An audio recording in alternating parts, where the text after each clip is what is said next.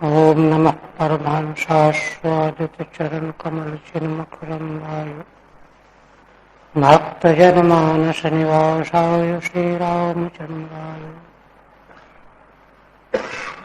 वागीशाय यस्य वदने लक्ष्मीर्यस्य च वक्षसि यस्यास्ते हृदये संवित्तं सिंहमहं भजे।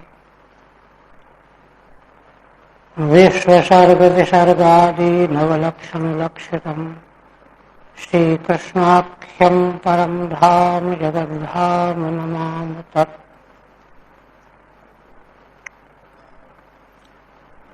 श्रीमद्भागवत के तृतीय स्कंध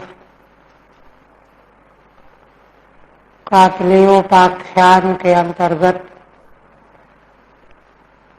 29वें अध्याय में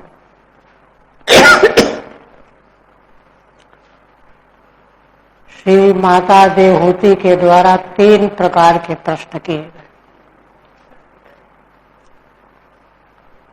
भक्ति के विशेष प्रकार कौन कौन से हैं? यह प्रश्न इसलिए किया गया है कि कई बार हम जो कुछ करते रहते हैं तो उसको भक्ति कर रहे हैं ये समझते रहते हैं, किंतु वास्तव में भक्ति का जो स्वरूप है, जो प्राप्तव्य है, साध्य है, उससे वह अलग होता है। दूसरा, वैराग्य के लिए जीवों को संसार में किस प्रकार की संस्कृतियां भोगनी पड़ती हैं उनका वर्णन करें। और वर्णन जब सुना जाता है तो अंतःकरण जो है उससे प्रभावित होता है, नहीं तो वो तो भोग ही रहा है। कोई प्रश्न करे कि अरे संस्कृति में तो हम पढ़े ही रहे, इसका वर्णन कोई करे या न करे। पढ़े तो हैं, किंतु इस तरह से हम बेहोश हो रहे हैं कि संस्कृति का अनुभव नहीं हो रहा है। इसलिए शास्त्रकार उसको दिखाते हैं, समझाते हैं। तीसरा, काल का स्वरूप क्या है। तब श्री मैत्रेय जी ने कहा कि भगवान करुणा से आर्दित हो गए। माता के प्रश्न को सुन करके करुणार्दित हो करके, प्रसन्न होकर के बोले, श्री भगवान वाच। पहले भक्ति के प्रकार विशेष। भक्ति योगो बहुविधो मार्गैर्भामिनी भाव्यते स्वभाव गुण मार्गेणो पुंसाम भावो विभिद्यते। श्री भगवान कहते हैं कि हे मां, भक्ति योग वाला जो मार्ग है यह बहुत प्रकार का है। क्यों बहुत प्रकार का क्यों है? क्योंकि उसमें चलने के मार्ग अलग अलग है। हे भामिनी, मानिनी संबोधन है। चलने वालों के मार्ग, उनके ढंग अलग अलग होने से भक्ति योग बहुत प्रकार का प्रकाशित हो रहा है। बहुत से मार्ग क्यों है? स्वभाव गुण मार्गेण। जीवों के, मनुष्यों के अपने अपने अलग अलग स्वभाव पूर्व निर्मित। और दूसरा है कारण गुण, सत रज तम तीनों गुण। इनके प्रभाव से प्रभावित होकर के पुंसाम भाव विभिद्यते। मनुष्यों के भाव में बड़ा भेद हो जाता है, क्योंकि जिस भाव से कोई क्रिया की जाती है, भाव का महात्म्य है, महिमा है। क्रिया तो भाव से प्रेरित होकर के हो रही है।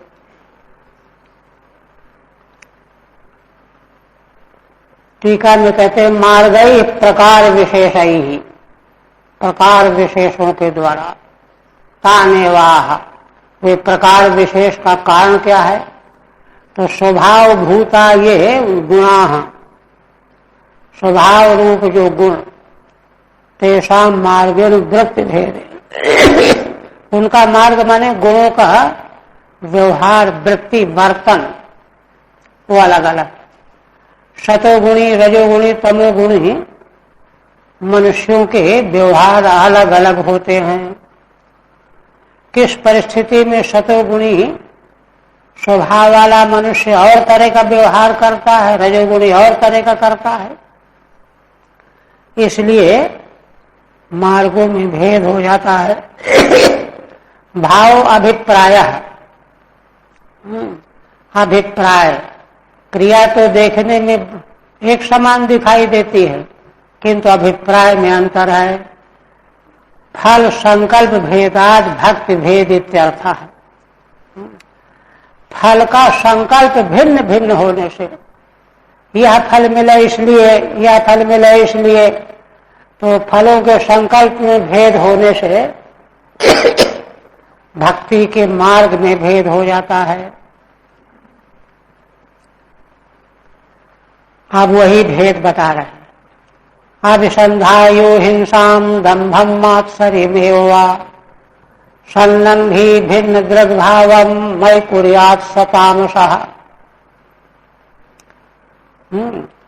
भक्ति का वह अनुष्ठान मार्ग तमोगुणी है, जिसमें भक्त पुरुष हिंसाम दंभम मात्सर्यम एवं अभिसंधाय, किसी से ईर्षा द्वेष रखता है तो उसको नुकसान पहुंचाने के लिए, हिंसा के लिए, दंभ दिखावा के लिए, मात्सर्य के लिए, दूसरों के सामने हम बढ़े हुए सिद्ध हो जाएं, मात्सर्य के लिए।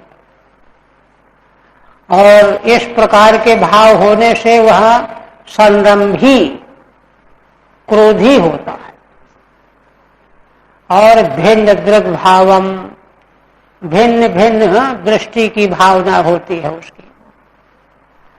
ऐसा जो भक्त है मई कुर्यात् स तामसः, क्रोधी होकर के भिन्न भिन्न प्रकार का भाव मेरे प्रति जो रखता है, मेरी आराधना के संबंध में, वह तामस भक्ति है, यह भक्त तो तामस है। टीका में कहते हैं अभिसंधाय माने संकल्प, मूल में संकल्प है, इसलिए और संकल्प में क्या है? हिंसा है, दंभ है या मात्सर्य। तीन प्रकार के भाव होने से संरंभी माने क्रोधी होगा, भिन्न दृक् भेददर्शी भी होगा। यो भावम भक्तिम कुर्यात्, इस प्रकार का भाव जो भक्त करता है, सा त्रिविधोपि तामसः, तीनों प्रकार का, चाहे वह हिंसा की दृष्टि से या दंभ की दृष्टि से या मत्सर की दृष्टि से, तीनों प्रकार के भाव ये तामस भाव हैं। इसी प्रकार से विषयान विसंधायो यश ऐश्वर्यमेव वा अर्चादौ अर्चयेद्यो माम पृथक भावः स राजसः।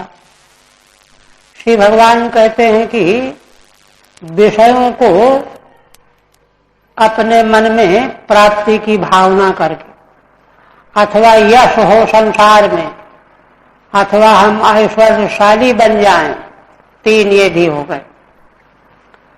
इन तीन प्रकार की दृष्टियों से अर्चा प्रतिमा आदि में जो मेरी अर्चा करता है पृथक भाव हो करके, वह रजोगुणी भक्त है। पृथक भाव माने भेददर्शी, टीका कुछ नहीं। तीसरा सात्विक भक्त कौन है? कर्म निर्हार मुद्देश्य, परस्मिन् वा तदर्पणम् यजेद्यष्टव्यमिति वा पृथक भावः स सात्विकः। श्री भगवान कहते हैं कि जिस भक्त का उद्देश्य है कि कर्मों के पाप कर्मों का फल नष्ट हो जाए, हमसे जो पाप कर्म पहले हो गए हैं उनके फल का नाश हो जाए, कर्म का निर्हार, फल न देना एक, अथवा वह इसलिए भगवान की आराधना कर रहा है, किस लिए कर रहा है, परस्मिन् वा तदर्पणम्, भगवान को अर्पण करने के लिए, दो। तीसरा यजेद यष्टव्यमिति वा, भगवान की पूजा मनुष्य मात्र को करनी चाहिए इसलिए यजन कर रहा है। ऐसे तीन उद्देश्यों से, किंतु यहां पर भी पृथक भाव बना हुआ है, किंतु पूर्व के दो प्रकार के भावों से ये श्रेष्ठ भाव हैं, इसलिए इस भावना से भगवान की आराधना करने वाला सात्विक भक्त है। टीका में कहते हैं कर्म निर्हारम माने पापक्षय, कर्म के फल का नाश, परस्मिन् परमेश्वरे तदर्पणम, अथवा परमेश्वर को कर्म अर्पण करने के लिए कर्मार्पणम, अथवा भगवत प्रीति मुद्देश्य इत्यर्थः। तो दूसरे का लक्ष्य है कि भगवान की प्रीति हमको प्राप्त हो। तीसरा यष्टव्यम इति, मनुष्य को भगवान की आराधना करनी चाहिए, शास्त्र की विधि है, तो विधि सिद्धिम उद्देश्य, विधि की सिद्धि को उद्देश्य करके जैसा शास्त्र विधि है वैसा हमको करना चाहिए, इसलिए भगवान की आराधना कर रहा है। अब भेद दर्शन तीनों में है, भेद दर्शित्वम अर्चादौ अर्चनम च त्रिष्वपि समानम, तीनों प्रकार के तीनों गुणों की जो भक्ति है इनमें भेद दृष्टि तीनों में है, और प्रतिमा आदि में भगवान की अर्चना भी तीनों करने वाले हैं, तीनों में समान।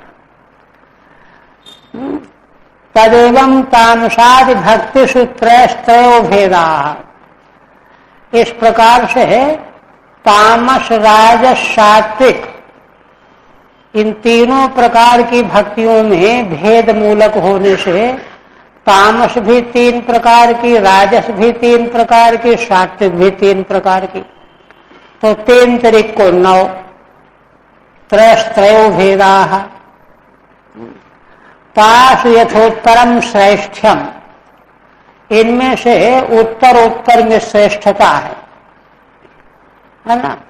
तीनों प्रकार के तामस से है तीनों प्रकार के राजस भक्ति, और तीनों प्रकार की राजस भक्ति से तीनों प्रकार की सात्विक भक्ति। सात्विक में भी जो शास्त्र की आज्ञा मान करके भगवान की आराधना करने वाला है उत्तरोत्तर वह सबसे श्रेष्ठ,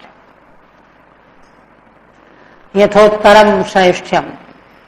एवं च श्रवण कीर्तनादयो नवापि प्रत्येकम नव नव भेदा। अब जो नवधा भक्ति के सिद्धांत हैं, श्रवण आदि से लेकर के आत्मनिवेदन तक नवधा भक्ति के प्रकार हैं, प्रहलाद जी ने भी कहा है और जगह है। तो वे 9 प्रकार के जो भगवत आराधन के प्रकार हैं, तो वे 9 के में 9 प्रकार के हो गए। माने ये 9 साधन तामस दृष्टि से भी हो सकते हैं, राजस दृष्टि से भी, सात्विक दृष्टि से भी, और इनमें दृष्टियों में भी प्रत्येक के 3-3 भेद बताए गए। तो इसलिए 9 नवा 81 है ना, नवादि प्रत्येकम 9 9 भेदा। श्रवण आदि जो 9 कहे गए हैं, तो वे श्रवण भी 9 प्रकार का, कीर्तन भी 9 प्रकार का, आत्मनिवेदन भी 9 प्रकार का, आदि आदि करके। तो 9 9 81 तदेवं सगुणा भक्ति एकाशीत भेदा भवती। इस प्रकार से सगुणा भक्ति 81 प्रकार की होती है, क्योंकि गुणों का संबंध यहां बना हुआ है। आज इसके बाद अब भगवान कहते हैं मद गुण श्रुति मात्रेण मयि सर्वगुहाशय मनोगतिरविच्छिन्ना तथा गंगाम्भसोम्बुधौ।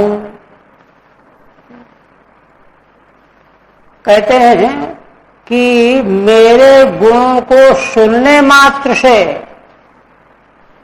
मुझ परमेश्वर में सर्वगुहाशय मई, जो मैं प्राणी मात्र के भीतर अंतर्यामी रूप से विराजमान होने वाला परमात्मा हूं, ऐसे मेरे गुणों को सुनने मात्र से, तो उतने मात्र से जिसके मन की गति अविच्छिन्न रूप से मुझ में लग जाती है, जैसे गंगा के जल का प्रवाह निरंतर लगातार समुद्र की ओर ही बहता रहता है। कहीं कोई रुकावट होती है तो रुकता नहीं है, थकता नहीं है।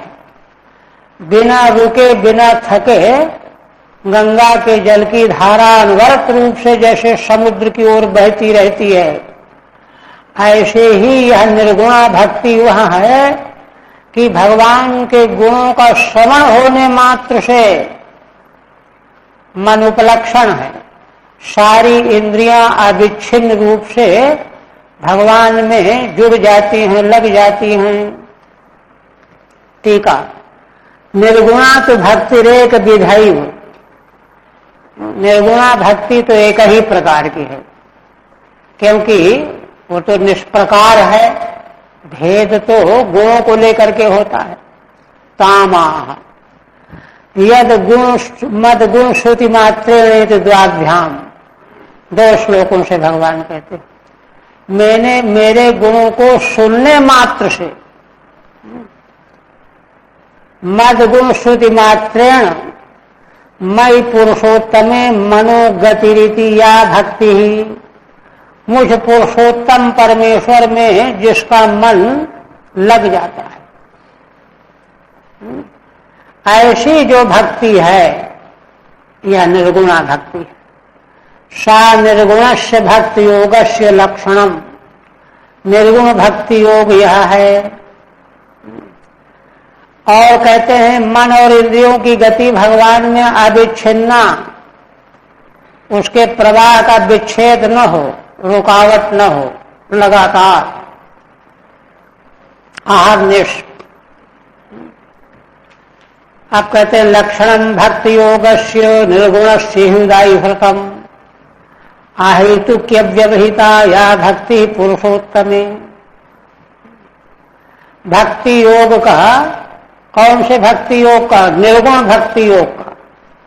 यह लक्षण जो है उदाहरण के रूप में व्यक्त किया गया है, गंगा की धारा की तरह।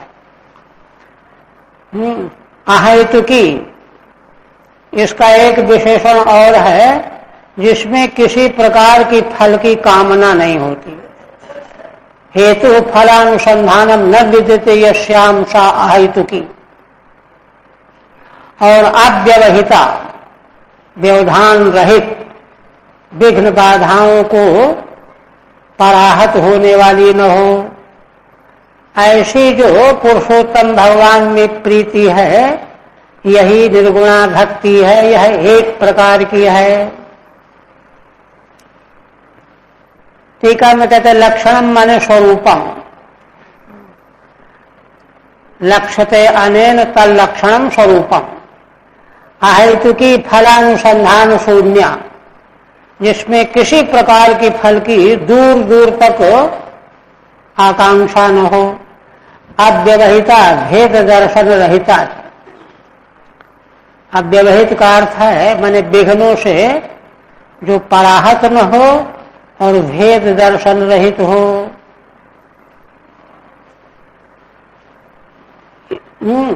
अब इसी को और पुष्ट करने के लिए कहते हैं कि जो निर्गुण भक्ति योग का लक्षण वाला जो भक्त है ना, उसके हृदय में भगवान के प्रति प्रीति तो इस कोटि की होती है, किंतु किसी प्रकार की आकांक्षा नहीं होती। इसी को दृढ़ करने के लिए भगवान कहते हैं शालोक्य साष्ट सामीप्य सारूप्यैकत्वमप्युत। शालोक्य एक, भगवान के लोक में रहने को मिल जाए, समान लोक। साष्ट, भगवान का जैसा ऐश्वर्य प्राप्त हो जाए। सामीप्य, भगवान के आसपास हम भी रह लें। सारूप्य, भगवान के समान रूप हो जाए। और एकत्व, भगवान में हम पूरी तरह से विलीन हो जाए, उत्तरोत्तर उत्कृष्ट स्वरूप है इनका। तो इनमें से 5 में से किसी को भी स्वयं तो भक्त चाहता नहीं है, किंतु उसके न चाहने पर भी भगवान अपने से अगर देना चाहते हैं तो नहीं लेता। दीमानम न ग्रहणंती बिना मत सेवनम जना।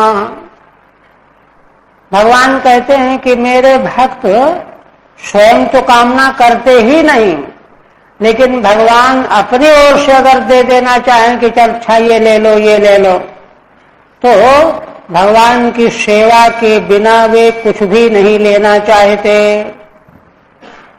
ये है टीका, भक्तानाम निष्कामताम कैमुत्य न्यायना। निर्गुण भक्ति के आश्रय जो भक्त हैं वे कितने निष्काम होते हैं, इसको कैमुतिक न्याय से सिद्ध करते हैं। कैमुतिक न्याय का मतलब यह है कि 5 प्रकार के उच्च कोटि के फल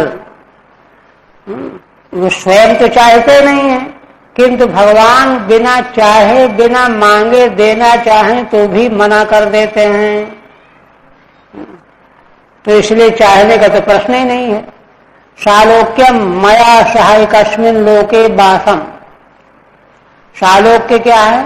भगवान के साथ एक ही वैकुंठ धाम में निवास मिल जाए। साष्टी माने समान ऐश्वर्य हो जाए, सृष्टि करने का सामर्थ्य ऐश्वर्य का सामर्थ्य। सामीप्यम निकटवर्तित्वम, भगवान के निकट रहने को मिले। सारूप्यम समान रूपताम, और एकत्वम सायुज्यम, भगवान में विलय हो जाए। उत आप दीयमान न ग्रहणंती, है ना। ये 5 प्रकार के फल, मुक्ति रूप फल स्वयं अगर भगवान देना चाहते हैं तो नहीं ग्रहण करते, सिर हिला देते हैं, है ना। कुतस्तत् कामना इत्यर्थः, फिर उनको चाहने की कामना तो उनमें हो ही नहीं सकती। यह है भक्ति का रहस्य। अब आगे कहते हैं शैव भक्ति योगाख्य आत्यंतिक उदाहृतः ये नातिव्रज्य त्रिगुणम मद्भावायुपपद्यते। भगवान कहते हैं कि हे मां, है ना, यही वास्तविक में आत्यंतिक भक्ति योग है, साध्य। ये नातिव्रज्य त्रिगुणम, इस प्रकार के भक्ति योग को प्राप्त करके साधक भक्त त्रिगुणम अतिव्रज्य मद्भावाय उपपद्यते, मद्भाव को, भगवत भाव को प्राप्त कर लेता है, संसार का पूरी तरह से अतिक्रमण कर लेता है। टीका, किमिति तर्हि भजन्ते, तो कहते हैं कोई प्रश्न करे कि अरे जब 5 प्रकार की मुक्ति भगवान अपने से देते हैं तो भी नहीं लेते, तो क्यों भगवान के भजन में लगे रहते हैं? ये प्रश्न होगा। किमितर भजनते, तो कहते हैं अरे भक्ति रेव परम फलत्वात्, भगवान के प्रति जो प्रीति प्रेम है वही परम फल है, उसके अलावा और फल क्या होता है। इसलिए प्रेम के कारण वे भगवान के भजन को नहीं छोड़ सकते। शैवेति ननु त्रैगुण्यम हित्वा ब्रह्म प्राप्ति परम फलम प्रसिद्धम। कोई फिर प्रश्न करने लगा कि अरे ये कौन सा फल आप बता रहे हो, शास्त्रकारों ने तो फल यही बताया है, सकाम कर्मियों के लिए तत्त लोक रूप फल, और सबसे ऊंचा फल बताया है कि त्रैगुण्य को छोड़ करके ब्रह्म को प्राप्त कर लेना, परम फल तो ये है। तो इसलिए यह फल तो उनको चाहना चाहिए, लेना चाहिए। तो इस प्रश्न के उत्तर में कहते हैं सत्यम, हाँ ठीक है, किंतु भक्तजन इस फल को चाहते नहीं हैं, है ना। तत्तु भक्तावान संगिकम इत्याह, भक्ति प्राप्त हो जाने पर यह फल अपने आप आ जाता है। जैसे कोई वृक्ष खरीदे तो वृक्ष की छाया अपने आप आ जाएगी, छाया के लिए अलग से पैसे थोड़े देने पड़ेंगे। तो उसी प्रकार से ब्रह्म प्राप्ति तो छाया के समान अपने आप प्राप्त होने वाली। आंसंगिका मित्याह ये न भक्ति योगेन, जिस भक्ति योग के द्वारा मद्भावाय ब्रह्मत्वाय ब्रह्म स्वरूप होने के योग्य हो जाता है। इसलिए फल वह अबिना भावेन अपने आप प्राप्त हो जाता है, उसके बारे में उनको कुछ भी सोचना नहीं पड़ता। आप कहते हैं कि अच्छा, माने एक तरह से विशुद्ध भक्ति का स्वरूप भगवान ने यहां बताया, निष्कामता की पराकाष्ठा और अहर्निश, एक क्षण के लिए भी भगवत चिंतन में बाधा न, रुकावट न। किंतु अब प्रश्न है कि ऐसी भक्ति मिले कैसे। तब भगवान बहुत सारे साधन बता रहे हैं, साधन अपनाना चाहिए। केवल फल चाहे व्यक्ति साधन ना अपनावे तो फिर मुश्किल है। तो भगवान साधन बता रहे हैं, क्या।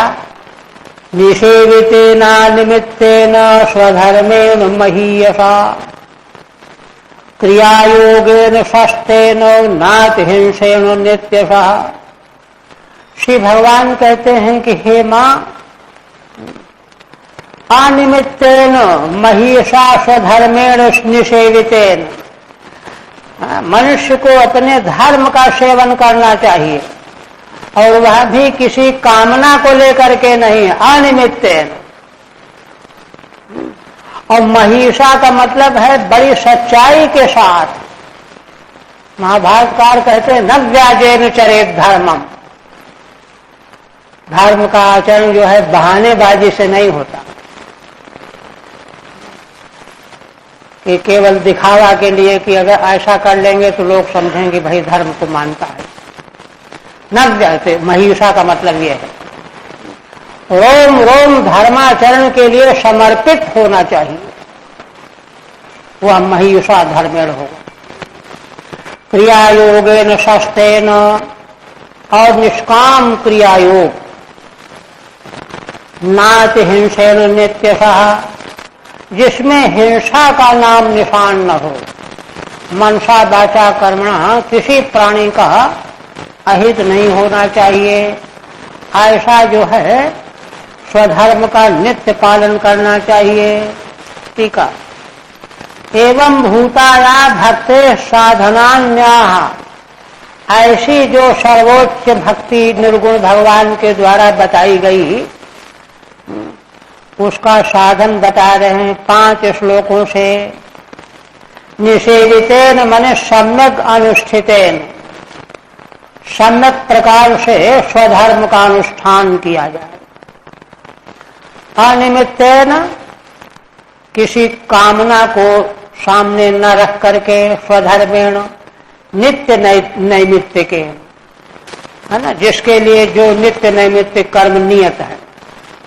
महिषा श्रद्धादि युक्तेन श्रद्धा से युक्त होकर के, क्रिया योगेन माने पंचरात्राद्युक्त पूजा प्रकारेण, नर पंचरात्रादि जो है ना साधनागम हैं उनमें भगवान की आराधना के जो क्रिया योग बताए गए हैं उनका पालन करें।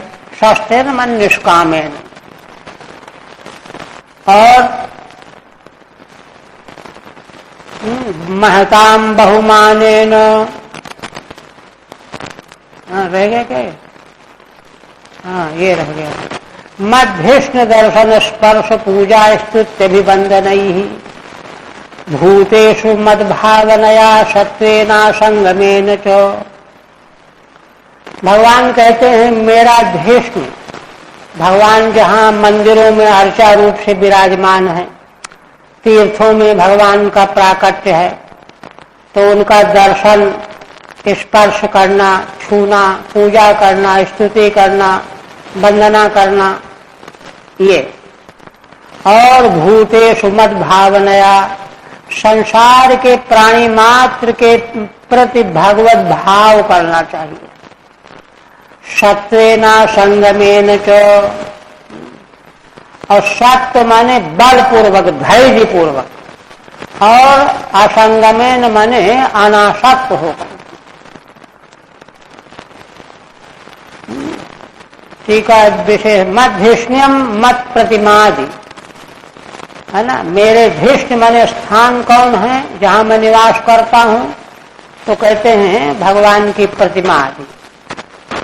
कहीं भगवान की प्रतिमा आदि हैं, कहीं भगवान जो हैं वृक्ष के रूप में साकार रूप में हैं, तीर्थों में भगवान साकार रूप में है, तो उनका दर्शन आदि करे, स्तवन करे, पूजन करे, नमस्कार करे। सत्वेन मन धैर्येण असंगमेन वैराग्येण, और आध्यात्मिकानुश्रवणान नाम संकीर्तनाच्च में आर्जवे नारिसंगेन निरहं क्रिया तथा। अच्छा 17वां, महताम बहुमानेन दीनानामनुकंपया। भगवान कहते हैं महान पुरुषों का बहुत सम्मान करना चाहिए, संतों का तो बहुत सम्मान करना चाहिए। महताम बहुमानेन दीनानाम अनुकंपया। अच्छा, बहुमान की बात इसलिए कही जा रही कि अगर ऐसा नहीं कहेंगे तो उन्हीं में राग द्वेष बन जाए, मत्सर चिढ़, वो सब विकार जो है इसीलिए तो है। साधन की उपेक्षा करने से सब गड़बड़ दिखाई दे रहा है चारों ओर। इससे शास्त्र कहता है कि महान पुरुषों का बहुत सम्मान करना चाहिए, बहुमान। दीनानाम अनुकंपया, और दीन दुखी पुरुषों के प्रति गहरी अनुकंपा होनी चाहिए। मैत्र्या चैवात्म तुल्येषु, जो अपने समान हो योग्यता में, धन संपत्ति में, यश में, तो उनके प्रति मैत्री भाव होना चाहिए।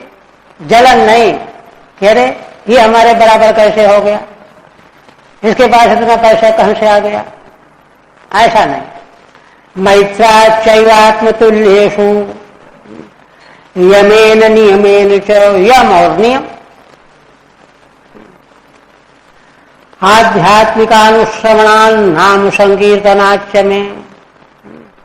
देखिए, असल में साधन ही हमसे अलग हो जाता है तो हम फल से अलग हो जाते हैं, बात है ये। आध्यात्म को शास्त्रों का निरंतर श्रवण करना, सुनना, अनुश्रवण करना, नाम संकीर्तनाच्च में, और भगवान के मंगलमय दिव्य नाम और यश का श्रवण करना। संकीर्तन करना। आर्जवे नार्य संगेन, आर्जव पूर्व विनम्रता पूर्वक आर्य जनों का संग हो। दूसरी प्रकार के लोगों के संग में प्रीति न हो, आतंकवादियों के, निरहंक्रिया तथा, और सभी क्रियाओं में निरहंकारिता हो। आर्जवेन माने अकौटिल्येन, आर्जव एक नकली भी होता है, विनम्रता ओढ़ ली गई चद्दर की तरह से, है नहीं, इसलिए क्या कहते हैं अकौटिल्येन, कुटिलता न हो, दिखावा न हो। एक चीज कितनी मूल्यवान है देखिए। मद्धर्मणो गुणैरेतैः परिसंशुद्ध आशयः पुरुषस्याञ्जसाभ्येति श्रुतमात्र गुणम ही माम। आप देखिए ये जो साधन बताए गए, इस प्रकार से साधनों को अपनाने वाला मद्धर्मा, भगवान के धर्मों का अनुष्ठान करने वाला, एतैः गुणैः परिसंशुद्ध आशयः, ऊपर बताए गए जो साधन हैं इनके द्वारा उसका आशय अंतःकरण अत्यंत शुद्ध हो जाता है। आशय माने चित्त शुद्ध हो जाता है, और तब पुरुषस्यान्यसाभ्येति श्रुत मात्र गुणम ही माम, जिस पुरुष का अंतःकरण चित्त इतना शुद्ध हो गया है, भगवान कहते हैं कि उसका अंतःकरण चित्त मेरे गुणों को सुनने मात्र से ही मुझ में लग जाता है। तब वो बात जो बताई गई है कि मद गुण श्रुति मात्रेण, ये बात तब बनेगी। माने साधनों को अपनाने से वो चीज आती है, साधनों की उपेक्षा करने से कभी जाने वाली नहीं। ठीक है। मद धर्मणो भगवत धर्मानुष्ठातु, भगवान के धर्मों का जो अनुष्ठान करने वाला है, पुरुषस्याशय चित्तम, ऐसे पुरुष का आशय माने चित्त शुद्ध हो जाता है। और फिर जब शुद्ध हो जाता है तो भगवान कहते हैं कि मेरे गुणों को सुनने से ही उसका चित्त मुझ में संलग्न हो जाता है। आप कहते हैं यथा बात रथो घ्राणम आवरंते गंध आशयात, एवं योगरतम चेत आत्मानमविकारियत। दृष्टांत देकर के भगवान समझा रहे हैं कि देखो जैसे गंध है ना, पुष्पादि का गंध जैसे हवा रूपी रथ में बैठ करके हमारी नासिका तक उड़ करके आ जाता है। आशयात गंधा बात रथः घ्राणम आवृंते, फूल में रहने वाला जो गंध है वही उसका आशय है। वहां से हवा रूपी रथ में बैठ करके गंध उड़ करके हमारे घ्राण के पास आ जाता है। जैसे एवं योगरतम चेतः, भगवान कहते हैं इसी प्रकार से वह चित्त जो योग में रत है, योग में लगा हुआ है, योग ही जो है रथ है, रथारूढ़ हो गया चित्त योग रूपी रथ में, वह चित्त जो है ना, परमेश्वर परमात्मा के पास आ जाता है। आत्मानम विकारियत, अविकारी हो करके आत्मा माने परमेश्वर परमात्मा से जुड़ जाता है। टीका प्रयत्नम विनय प्राप्त दृष्टांत, है ना, बिना अपने से कोई प्रयत्न किए ही प्राप्ति में दृष्टांत दे रहे हैं। वातो रथ प्रापको यश गंधस्य, गंध का प्राप्त कराने वाला रथ कौन है? वायु, हवा, वही ले आता है हमारे नाक के पास। आशयात स्थानात, जहां जिस वृक्ष के पुष्प में गंध रहता है तो उस गंध को वायु अपने साथ उड़ा करके ले आता है। आब्रंते आत्मसात करोति, और घ्राण इंद्रिय उसको आत्मसात कर लेता है। इसी प्रकार से योग में रत जो चित्त है, योग साधना हो गई हो रथ के समान है, उसमें रत हुआ जो चित्त है वह विकार रहित होकर के परमेश्वर को प्राप्त कर लेता है। अविकार समम यच्चेतः, विकार रहित हुआ चित्त जो है भगवान को प्राप्त कर लेता है। अब देखिए, अविकारी चित्त कहा ना, तो विकार रहित होना माने चित्त शुद्ध होना। चित्त शुद्धि का सर्वोच्च भगवान एक मार्ग बता रहे हैं। क्या कहते हैं? अहम सर्वेषु भूतेषु भूतात्मावस्थितः सदा। साधकों के लिए बहुत ही उत्कृष्ट भगवान का उपदेश है। तम अवज्ञाय माम मर्त्य कुरुते अर्चा विडम्बनम। श्री भगवान कहते हैं कि हे मां, मैं परमात्मा सभी प्राणी मात्र में, सभी के आत्मा के रूप में मैं सदा अवस्थित रहता हूं। सर्वात्मा तो भगवान ही है, सभी जीव मात्र की आत्मा तो भगवान ही है। तो भगवान कहते हैं कि सभी प्राणी मात्र में मैं उनके जीवात्मा के रूप से अवस्थित रहता हूं सदा। एक क्षण के लिए भी भगवान विलग नहीं होते। ऐसे उन प्राणियों का अवज्ञा करना, उनका अपमान करना, तिरस्कार करना क्या है? उनकी अवज्ञा जो है मेरी अवज्ञा है। तम अवज्ञा है माने जो समस्त प्राणियों के भीतर विद्यमान रहने वाला मैं परमात्मा सर्वात्मा, उसकी अवज्ञा कर रहा है और मूर्ति मेरी पूजा कर रहा है। एवं भूत हम मरते हम माम कुरते अर्चा विडम्बनम। ऐसा मनुष्य मेरी मूर्ति में पूजा का एक ढोंग कर रहा होता है। अर्चा महाराज कहा करते थे कि जैसे विग्रह में तो माला पहना रहा है और हृदय में सुई चुभ हो रहा है। संसार के सारे जीव भगवान के स्वरूप हैं, उनका अपमान कर रहा है, तिरस्कार कर रहा है, उनके प्रति ईर्ष्या रख रहा है और मूर्ति मेरी पूजा कर रहा है। ये महाराज कहते हैं। माला पहना रहा है और सुई चुभ हो रहा है, दोनों काम कर रहा है। वही बात यहां भगवान कह रहे हैं कि तम अवज्ञा है, समस्त प्राणियों के भीतर अवस्थित मुझ परमेश्वर का अवज्ञान करके, अपमान करके, तिरस्कार करके, उपेक्षा करके, माम है ना कुरुते अर्चा विडम्बनम। ठीक है। चित्त शुद्धिश्च सर्वभूतात्म दृष्टैव। इसीलिए आप लोग तो बड़ा अनुभव लिए हुए हैं। जितने भी संसार में महापुरुष आज तक दर्शन का विषय बने,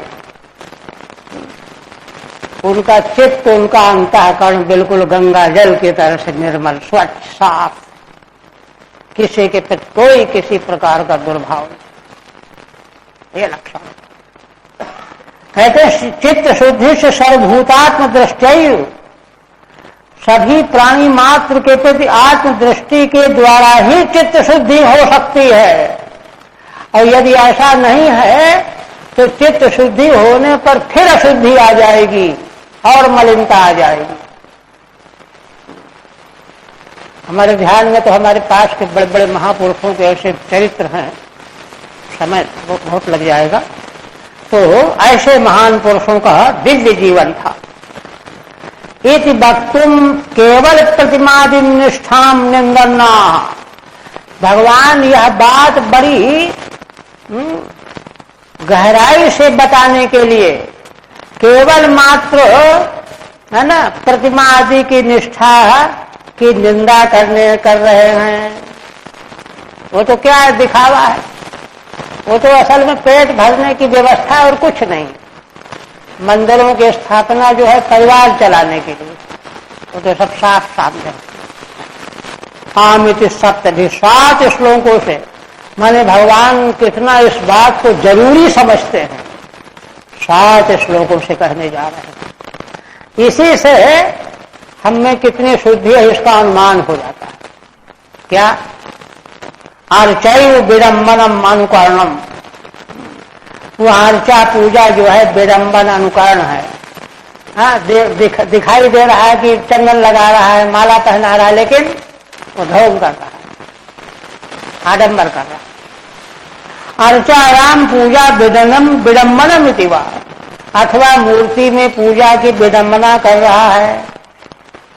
अवज्ञोपेक्षा द्वेष निंदा क्रमण चतुर्भिर निषिध्यन्ते। देखिए यहां पर श्रीधर स्वामी कितना स्पष्ट करते हैं। कहते हैं कि 21वें श्लोक से लेकर के 4 श्लोकों में संसार के प्राणियों की अवज्ञा 1, उपेक्षा 2, द्वेष 3 और निंदा 4।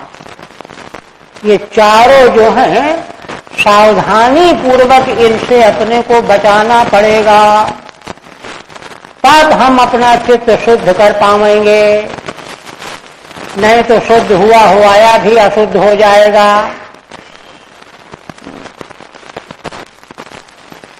युमाम सर्वेषु भूतेषु संतमात्मानमीश्वरम् हित्वार्चाम भजते मौढ्याद भस्मन्नेव जुहोति सः। श्री भगवान कहते हैं कि मां, जो मनुष्य सर्वेषु भूतेषु माम संतम, सभी प्राणियों में मैं विद्यमान हूं, और देखो मैं जो विद्यमान हूं प्राणियों में वो कोई और नहीं हूं, है ना। पूजा करने वाले का आत्मा ही हूं, विद्यमान हूं, और ईश्वर हूं, नियामक हूं। वस्तु में तो भेद ही नहीं है।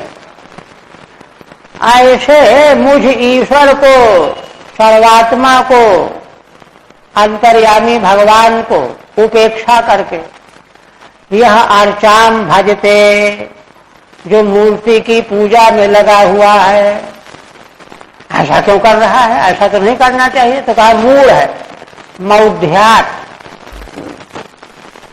मूढ़ता के कारण उसकी वह पूजा जो है क्या है, भस्मन्नेव जुहोति सः, जैसे कोई राख में हवन करे। अग्नि है ही नहीं, ज्वाला नहीं, राख में हवन कर रहा है, ऐसी उसकी पूजा है। संसार के प्राणियों की उपेक्षा जो है सारे साधनों में पानी फेर देती है। यही तो सप्त ऋषियों ने कहा चतुर्थ स्कंध में, महाराज बेन के प्रसंग कि देखो, चाहे कोई कितना बड़ा तपस्वी ज्ञानी ध्यानी हो, अगर उसके सामने, है ना, समाज में प्रताड़ना, कमजोर व्यक्ति प्रताड़ित किए जा रहे हैं, दुख भोग रहे हैं, उनको लूट घसोट हो रही है, तो उस साधक का सारा तप, सारा साधना शक्ति टूटे हुए घड़े से जैसे पानी बह जाता वैसे सब गायब हो जाए, कुछ नहीं रहेगा। ये और आज तो जो है चारों ओर जो है अब व्यवस्था की आंधी चल रही है, और उसको हम सहन कर रहे हैं, जू नहीं रेंग रहा है। तो सोचिए कि साधना का, शक्ति का बल रहेगा हमारे भीतर कि नहीं रहेगा। तो कह रहे हैं कि जो मुझ परमेश्वर को छोड़ करके, त्याग करके मूर्ति में पूजा कर रहा है, तो भस्म में हवन करने के समान है। ठीक है, नहीं, हित्वा माने उपेक्ष। आप देखिए, और द्वेषतः तरकाये माम 4 श्लोक हैं। द्वेषतः तरकाये माम मान्यो भिन्न दर्शिनः भूतेषु बद्ध वैरस्यो न मनः शांति मृच्छति। भगवान कहते हैं कि देखो, दूसरे प्राणियों के शरीर में मैं परमेश्वर विद्यमान हूं, तो अगर दूसरे से वह द्वेष करता है तो मानो मुझसे द्वेष करता है। ऐसा क्यों कर रहा है? अपने को विशेष मान रहा, मानिनो भिन्न दर्शिनः, भेद देख रहा है, अपने को ज्यादा लगा रहा है। भूतेषु बद्ध वैरस्यो, और इस प्रकार से प्राणियों से जो बैर बांधे हुए है उसका ना मन शांति मृच्छति, उसका मन कभी शांति नहीं प्राप्त कर सकता। आप कहते हैं, ठीक है, नहीं, अहम उच्चावचैर द्रव्यै क्रियोत्पन्नया नघे नैव तुष्यर्चितोर्चायाम भूतग्रामावमानिनः। भगवान कहते हैं कि हे अनघे, संबोधन निष्पाप मां, अगर कोई मनुष्य उच्चावचैः द्रव्यैः, ऊंचे से ऊंचे छोटे बड़े द्रव्यों से, वस्तुओं से, सामग्रियों से, और उत्कृष्ट क्रियाओं के द्वारा मेरी पूजा करता है, किंतु नैव तुष्य अर्चितो अर्चाया, वह प्रतिमा में मेरी अर्चा पूजा चाहे जितने समारोह के साथ अच्छे अच्छे वस्त्र आभूषण हीरा मोती पुष्प आदि अर्पण करके पूजा कर रहा हो, किंतु भूतग्रामावमानिनः, संसार के प्राणी मात्र मेरा घर है, मैं निवास करने वाला हूं। अगर वह उन प्राणियों से घृणा करता है, अपमान करता है, तिरस्कार करता है, निंदा करता है, तो उस व्यक्ति के द्वारा बड़े समारोह से की गई पूजा से मैं प्रसन्न नहीं होता हूं। द्रव्यैः उत्पन्नया क्रिया, उच्च वस्तुओं से बनाई गई जो क्रिया, साधी गई क्रिया, भूतग्रामावमानिनः तन्निंदकस्य, संसार के प्राणियों की निंदा करने वाला, उनका अपमान करने वाला। तो कहते हैं कि अच्छा, तो क्या इसका मतलब कि अर्चा में पूजा, मूर्ति में पूजा नहीं करनी चाहिए, व्यर्थ है क्या? तो कहते नहीं, अर्चादावर्चयित तावद ईश्वरम माम स्वकर्म कृत यावन्न वेद स्वहृदय सर्वभूते स्वस्थितम। भगवान कहते हैं, सीमा बता रहे हैं, मूर्ति में प्रारंभ में साधक को मुझ ईश्वर की पूजा करनी चाहिए, है ना, बल्कि जो जो भी साधन अपने कर्म धर्म के रूप में करता है वह सब भी मेरी पूजा ही कर रहा होता है। तो यह सब कर्म धर्म भी उसको करना चाहिए, अर्चा में मुझ ईश्वर की पूजा करनी चाहिए, लेकिन उसकी सीमा है, सीमा है। यावन्न वेद स्वहृदय, क्या सीमा है? असल में मूर्ति में भगवान की पूजा का विधान ही इसीलिए किया गया है कि संसार में भगवान दिखाई देने लग जाएं। यावन्न वेद स्वहृदय सर्वभूतेषु अवस्थितम, मैं परमेश्वर जो सभी प्राणियों में अवस्थित रहने वाला हूं, उसका दर्शन वह अपने हृदय में करने लगे। जब तक हृदय में दर्शन न होने लगे तब तक मूर्ति में पूजा करे, कर्म धर्म करता रहे, ये उसका फल है। ठीक है, तद किम अर्चादौ अर्चनम अनर्थकमेव, तो क्या मूर्ति में भगवान की पूजा व्यर्थ है? कहते नहीं, नेत्या, उसका लक्ष्य समझिए। अर्चादाविति सर्वभूतेषु अवस्थितम माम स्वहृदय यावन्न वेद, मैं परमेश्वर सभी प्राणियों में स्थित रहने वाला हूं, ऐसे मुझको जब तक अपने हृदय में न देख ले तब तक बाहर प्रतिमा में पूजा करनी चाहिए। स्वकर्मकृत कर्मा विरोधेन यथावकाशम, अपने कर्मों को छोड़े बिना जितना अवकाश मिले है ना, उनको विरोधी न समझे। अनेन कर्म निष्ठाया अपि सा एवावधिर इत्युक्तम भवति। इसका तात्पर्य है कि जो अन्य कर्मों की निष्ठा है उसकी भी अवधि तभी तक करते रहने की है जब तक अपने हृदय में सर्वत्र विद्यमान भगवान का दर्शन न होने लगे। ये अवधि है। आत्मनस्य परस्यापि यह करोत्यंतरोदरम तस्य भिन्न दृशो मृत्युर्विदधे भयमुल्बणम। अब भगवान एक बात कहते हैं कि देखो, अपने में और दूसरे में थोड़ा सा भी जो अंतर देखता है, करो अंतरोदरम, उदरम अपि अंतरम करोति, तो तस्य भिन्न दृशः मृत्यु, वह भिन्न दृष्टि रखने वाला जो साधक है उसको भगवान कहते हैं मैं मृत्यु रूप बन करके उल्बण भय प्रदान करता हूं। वह कभी भी निर्भय नहीं हो सकता। तस्य भयम यो उदरमंतरम कुरुते तस्य भयम भवति, उपनिषद का वचन। माने जीव जीव में भेद नहीं। जब जीव जीव का ही भेद बना हुआ है तो परमात्मा से अभेद क्या जानेगा। यह ठीक है।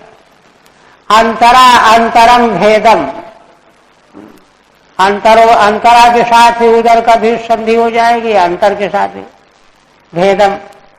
उत अति आरम अल्पम, अल्पम अपि, थोड़ा भी भेद करता है, कुछ भी अंतर समझता है।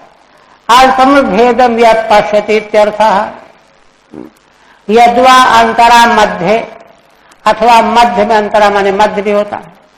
उदरम शरीरम, शरीर को डाले हुए है, और शरीर को डाल करके शरीर मेरा अलग है इसका अलग है, तो वो भी भेद ही हुआ। मृत्यु अहम तस्य भयम विदधे करोमि, मृत्यु रूप मैं ईश्वर ही उसको भय दे देता हूं। अथमाम सर्वभूतेषु भूतात्मानं कृतालयम अर्हे दानमानाभ्याम मैत्र्या भिन्नेन चक्षुषा। इसलिए भगवान सिद्धांत बताते हैं, भक्ति मार्ग का उत्कृष्ट सिद्धांत है। भगवान कहते हैं कि सभी प्राणियों में भूतात्मानम माम कृतालयम, सभी प्राणियों के भीतर आत्मा रूप से, जीवात्मा रूप से मैं ही घर बना के रह रहा हूं, ऐसा समझना चाहिए। और इसलिए अर्हे दानमानाभ्याम, उनको दान दे करके, सम्मान करके, मैत्र्या भिन्नेन चक्षुषा, मैत्री भावना के द्वारा, अभिन्न दृष्टि के द्वारा, जो हम हैं वही ये हैं, चार तरह से, है ना, उनकी अर्चा करनी चाहिए। हाँ? अपने समान देखना, दूसरों की पूजा करना है, अर्चा करना है, अभिन्न नेत्र के द्वारा देखना है। एक सज्जन यहीं के थे, बता रहे थे, एक संत थे उच्च कोटि के, उधर कहीं बंगाल वंगाल की तरफ, पहले की घटना है, 50 साल पहले। गिरफ्त रहते, मिलिट्री की छावनी पड़ी हुई, पहरा था वहां, संगीन लिए हुए सिपाही पहरे पर, तो वो संत जो है अकस्मात उधर आ गए, आवाज दिया ठहरो, और ठहरना नहीं, सुनना ही नहीं कुछ, वो तो अपने भाव में थे। देखा कि अरे और नहीं, संगीन दियो तो संगीन लगा दे उसके पेट। तो जब देखा कि दौड़ के संगीन घासने आ रहा है, तो मुस्कुराते हुए कहा कि अरे प्रभु, आज इस रूप में आपने दर्शन दिया। ये दृष्टि प्राप्त की। तो ये दृष्टि जहां प्राप्त करनी है, वहां सामान्य व्यवहार में अगर हम भेद को पाले रहेंगे, बढ़ाते रहेंगे, तो कैसे मिलेगी दृष्टि? तो कहते हैं अब आगे और भी बात प्रकरण में कहने जा रहे हैं भगवान कि देखो, संसार मात्र के प्रति व्यवहार की दृष्टि भगवान बताने जा रहे हैं। तिरस्कार तो किसी का नहीं करना। कहते जीवा श्रेष्ठा ह्यजीवानां ततः प्राण भरतः शुभे ततः सचित्ता प्रवरास्ततश्चेन्द्रिय वृत्तयः। अब यथोत्तर जो है मान सम्मान में विशेषता करनी। देखिए, सावधान 27 शेर नहीं कि हम सबकी पूजा करते हैं तो गऊ को जो चारा देते हैं वो ब्राह्मण को डाल दें, ब्राह्मण को खीर दे रहे हैं वो गऊ को डाल दे, ऐसा थोड़ा होगा। व्यवहार का ढंग शास्त्र बता रहा है ना। इसलिए कह रहे हैं भगवान कि देखो, जो जिनमें जो जीव नहीं है, माने जीव जिनमें अनभिव्यक्त है, ब्रह्म तत्व चेतना तो सब में है, अस्तित्व रूप से वस्तु रह ही नहीं सकती अगर ब्रह्म अधिष्ठान न हो। किंतु चेतना जो है कहीं अधिक अभिव्यक्त है, कहीं सुप्त है, कहीं कुछ है, ये फर्क है व्यवहार में। तो अजीवानाम जीवा श्रेष्ठा, जो जीव नहीं, जैसे पत्थर आदि। तो जगदीश चंद्र बोस ने ईंट पत्थर आदि को में भी जीवत्व सिद्ध किया है वैज्ञानिक तरीके से।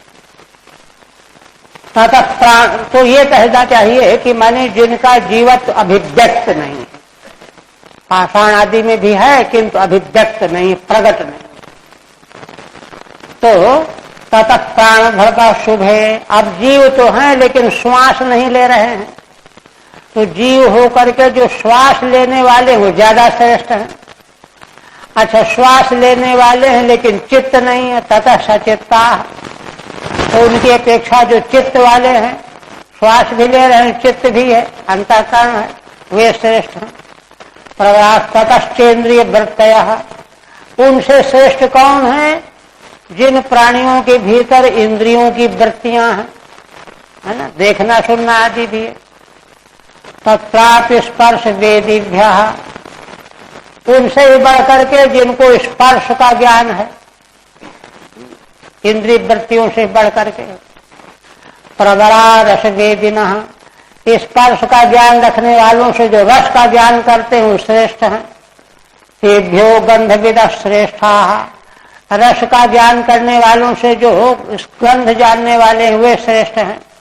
ततः शब्द विदो वराः, उनसे बढ़कर के शब्द को का ज्ञान करने वाले श्रेष्ठ हैं। रूप भेद विदस्तत्र ततश्चोभयतोदतः, फिर जो रूप भेद की पहचान करने वाले हैं वे शब्द का ज्ञान करने वालों से भी बढ़ करके हैं। उनसे बढ़ करके जिनके दांत ऊपर नीचे, नीचे भी ऊपर भी होते हैं। तेषाम बहुपदाः, ऊपर नीचे दांत वालों में जिनके बहुत पैर हैं वे श्रेष्ठ हैं। तेषाम बहुपदा श्रेष्ठा चतुष्पादस्ततो द्विपाद, उनकी अपेक्षा 4 पैर वाले प्राणी श्रेष्ठ हैं, 4 पैर वालों से 2 पैर वाले श्रेष्ठ हैं। इस तरह से भगवान जो है उत्तरोत्तर बता रहे हैं। टीका, तत्रापि यथोत्तरम मानाद्यतिशय कर्तव्य वक्तुम तारतम्यमाह, उत्तरोत्तर जहां जिस मात्रा में जीवत्व तत्व व्यक्त है उसका उतना अधिक मान सम्मान करना चाहिए तारतम्य की दृष्टि से। जीवाद सार्धय सदभि 6.5 श्लोकों से कह रहे हैं। अजीवानाम माने अचेतनेभ्यः, जो चेतन नहीं, जड़ है, माने जिनका चैतन्य व्यक्त नहीं। अब व्यक्त तो चैतन्य सर्वत्र है ही, चिद्रूप सारा जगत है। ततस्तेष प्राण भरता प्राण वृत्ति बनता है। चेतनों से भी जो प्राण वृत्ति वाले हैं, सांस लेते हैं, उनसे बढ़कर के सचित्ता, सचित्त जो होते हैं ज्ञान वाले होते, ज्ञान बनता। उनसे बढ़कर के इंद्रियाणाम वर्त्यो येषु, इंद्रियों का व्यापार जिनमें चलता है। इंद्रिय वृत्तयो वृक्षाणाम अपि सूक्ष्माः सन्त्यः, इंद्रियों का व्यापार वृक्षों में भी सूक्ष्म रूप से रहता ही है, शांति। तथा ही महाभारत में कहा गया है, मोक्ष धर्मेषु स्मरिते, महाभारत के मोक्ष धर्म प्रकरण में कहा गया है, तस्मात् पश्यन्ति पादपाः, इसलिए वृक्ष भी देखते हैं। तस्मात् जिघ्रन्ति पादपाः, इसलिए वृक्ष भी सूंघते हैं, इत्यादि ऐसे वचन। प्रसिद्धा तु स्पर्शनेन्द्रिय वृत्तिरेव, वृक्षों में स्पर्शनेन्द्रिय वृत्ति तो प्रसिद्ध है, किंतु और इंद्रियों का भी अस्तित्व रहता है। इसी तरह से अतस्तेभ्य स्पर्श वेदिभ्यो रस वेदिनः, स्पर्श का ज्ञान करने वालों की अपेक्षा रस के ज्ञाता श्रेष्ठ हैं, मत्स्य आदि श्रेष्ठ हैं, मछली आदि, और मछली आदि को से बढ़कर के गंध विदः भ्रमर आदि, और गंध को जानने वाले भ्रमर आदि से बढ़कर के शब्द विदः सर्प आदि, सर्प कहते हैं कान से सुन करके और देख लेता है। इसी प्रकार से है ना, जो शब्द जानने वालों से श्रेष्ठ कौन है, रूप भेद विदः, रूप भेद पहचानने वाले काकादयः कौआ आदि, उभय तो दंता ये शाम, उनसे बढ़कर के जिनके ऊपर नीचे दांत होते हैं, और अपादेभ्यो बहुपादाः, जिनके पैर होते नहीं हैं उनकी अपेक्षा बहुत पैर वाले श्रेष्ठ हैं, और तेभ्य चतुष्पादाः, बहुत पैर वालों से 4 पैर वाले श्रेष्ठ हैं। ततो द्विपान मनुष्य, और 4 पैर वालों से भी 2 पैर वाले मनुष्य श्रेष्ठ हैं। इसके बाद ततो वर्णाश्च चत्वारः तेषां ब्राह्मण उत्तमः, ब्राह्मणेषु वेदज्ञो ह्यर्थज्ञोऽभ्यधिकस्ततः, 2 पैर वाले मनुष्य, उनमें भी 4 वर्ण, 4 वर्णों में ब्राह्मण, ब्राह्मणों में भी वेद के ज्ञाता, वेद के ज्ञाताओं में जो वेदार्थ को जानने वाले और भी श्रेष्ठ हैं। अर्थ ज्ञात संशय छेदता, अर्थ जानने वालों में जो संशय का खंडन करने वाले हैं, शंका समाधान करने वाले। ततः श्रेयान् स्वकर्म कृत, उनसे भी बढ़ करके हैं जो अपने कर्म का पालन करने वाले हैं, केवल बोल रहे हैं ऐसा नहीं। मुक्त संगस्ततो भूयान, उनसे बढ़कर के जो मुक्त संग है, स्वकर्मकृत से बढ़कर के। अदोग्धा धर्मात्मनः, मुक्त संग का लक्षण क्या है, वे अपने लिए किसी धर्म का दोहन नहीं करते।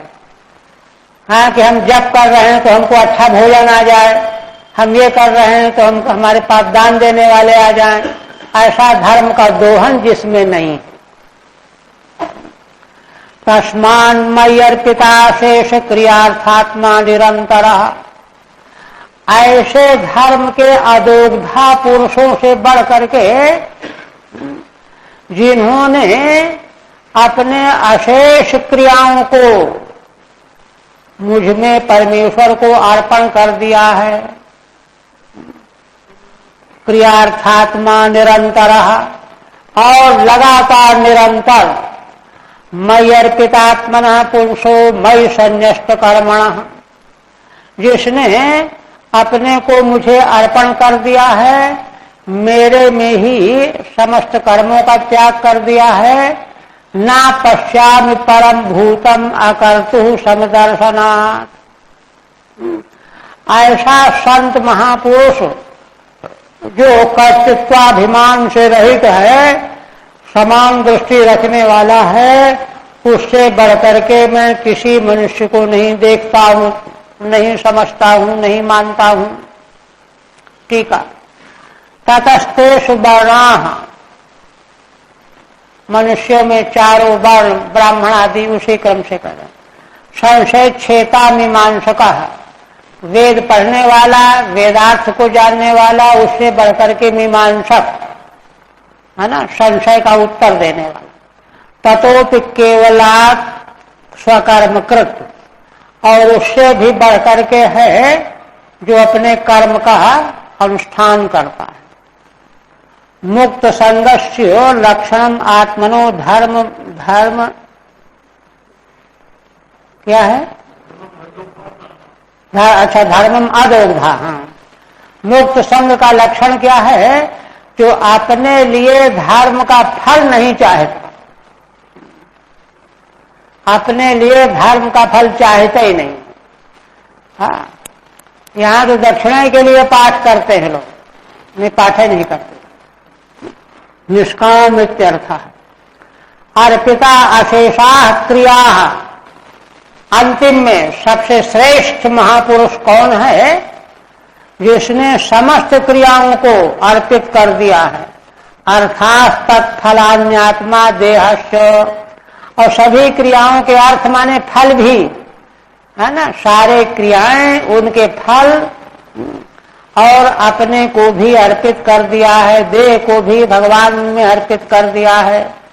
ये न अतएव निरंतरो अव्यवहिता है ना, इसलिए निरंतर मतलब कभी एक क्षण के लिए भी कभी कोई फलाकांक्षा नहीं, कभी भेद दृष्टि नहीं, एक रस रहता है।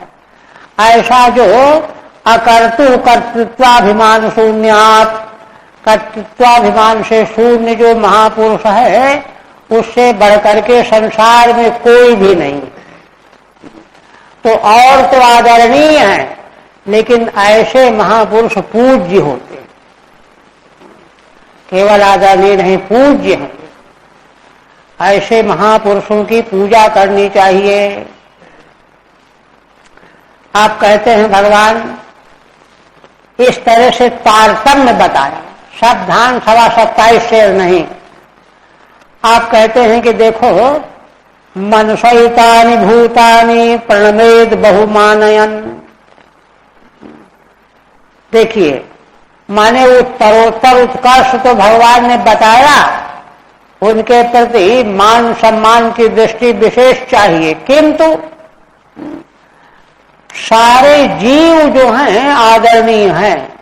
मनसहितानि भूतानि प्रणवेद बहुमानयन, है ना, इन समस्त प्राणियों को बहुत सम्मान की दृष्टि से मन के द्वारा प्रणाम करना चाहिए। क्यों? ईश्वरो जीव कलया प्रविष्टो भगवानित,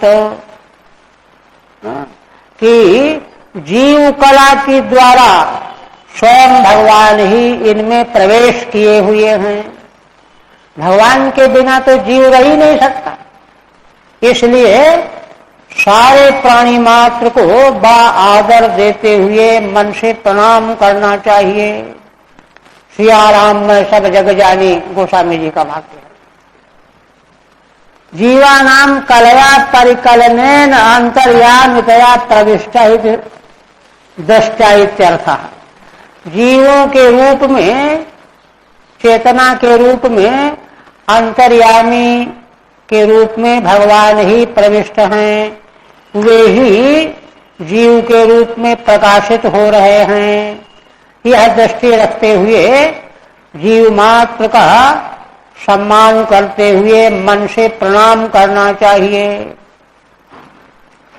अब उपसंहार करते हैं। भगवान कहते हैं भक्ति योगश्च मया मानव विदूरितः ययो यो एक तरेणैव पुरुषः पुरुषं व्रजेत। हे राजकुमारी, मनु कुमारी, मानवी संबोधन है। मैंने तुम्हारे लिए भक्ति योग और योग अष्टांग योग, इन दोनों का विधिवत उपदेश किया। अब देखो, ययोर एक तरेणैव, इनमें से कोई अपने हाथ लग जाए, चाहे भक्ति योग लग जाए चाहे अष्टांग योग लग जाए, लेकिन ठीक ठीक लगेगा तो दूसरा अपने आप आ जाएगा। यह है, ऐसा नहीं कि दूसरे की जरूरत ही नहीं है, वह दूसरा अपने आप आ जाएगा। ययोः एक तरेणैव पुरुषः पुरुषं व्रजेत, पुरुषः माने जीवात्मा, पुरुषम माने परमात्मानं व्रजेत, परमात्मा को प्राप्त कर लेता है। टीका, उत्तम भक्ति योगम पूर्वोक्तेन अष्टांग योगेन सह उपसंहरति।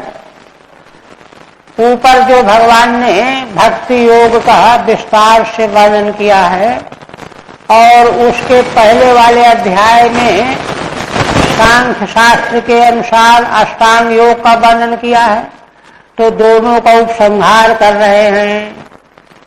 भक्ति योगस्येति हे मानवी, है ना, इनमें से किसी एक को व्यक्ति प्राप्त कर लेगा तो दूसरा अपने आप आ जाएगा और फिर वह भगवान को, परमेश्वर को प्राप्त कर लेगा। इसके बाद माता देहूति के 2 प्रश्न और थे, तो उन प्रश्नों का उत्तर देने के लिए भगवान उपक्रम कर रहे हैं। एतद् भगवतो रूपम ब्रह्मणः परमात्मनः परम प्रधानम पुरुषम दैवम कर्म विचेष्टितम। श्री भगवान कहते हैं कि जीव की संस्कृति के बारे में माता देहूति ने प्रश्न किया, तो अब इसी प्रश्न का उत्तर देना है और काल का स्वरूप बताना है। तो काल तो सबका नियामक है, प्रेरक है, शासक है, और बाकी सब कुछ, सारा का सारा विश्व ब्रह्मांड जो है जीवों का संसरण प्रकार है। जीव और जगत के रूप में ही तो जीवों को संस्कृति प्राप्त हो रही है। लोक लोकांतर, स्थावर प्राणियों से लेकर के ब्रह्मा तक सब संस्कृति के अंतर्गत है। भगवान को प्राप्त करने के पूर्व तक लोक लोकांतर जहां भी तक गति है सब संसार के भीतर की चीज है। यह है कि उसमें उत्कर्ष है, तारतम्य है। तो इसलिए भगवान कहते हैं कि प्रकृति से प्रकट होने वाला महत तत्व, अहं तत्व, फिर उसका फैलाव, उससे बना हुआ सब विश्व ब्रह्मांड, यह सारा का सारा जीव की संस्कृति का, संसरण का ही क्षेत्र है, मैदान है।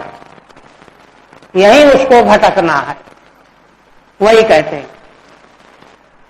एतद् भगवतो रूपम ब्रह्मण परमात्मनः, ब्रह्म परमेश्वर परमात्मा ब्रह्म का यह रूप है।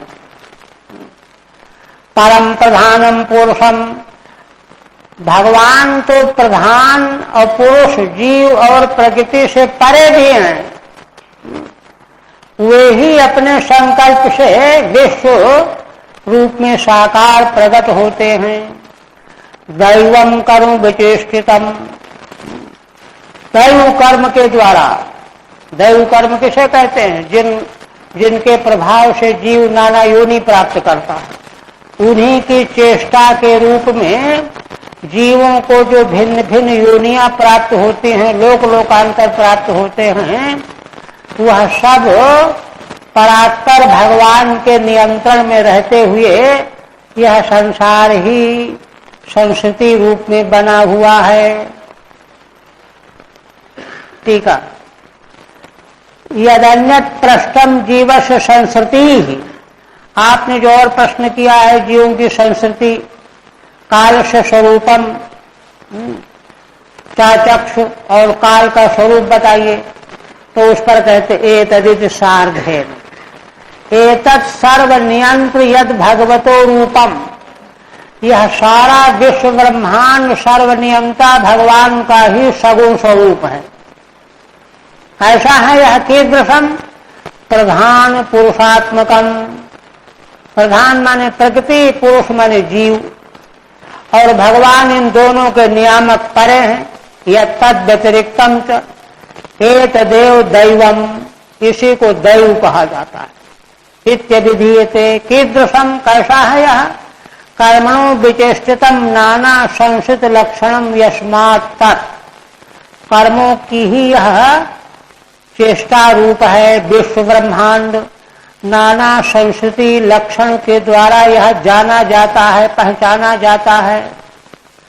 दैव प्रेत कर्म कर्ता संस्कृतयो विचित्रा इत्यर्थः, है ना। जीवों के कर्म के द्वारा बना हुआ जो दैव अदृष्ट, उससे प्रेरित होकर किए जाने वाले जीवों के कर्म, उन कर्मों के द्वारा मिलने वाली संस्कृतियां, है ना, जीवों के जन्म विचित्र प्रकार के हैं, उनका जो है वर्णन अब आगे आरंभ करेंगे। यही रहने दिया।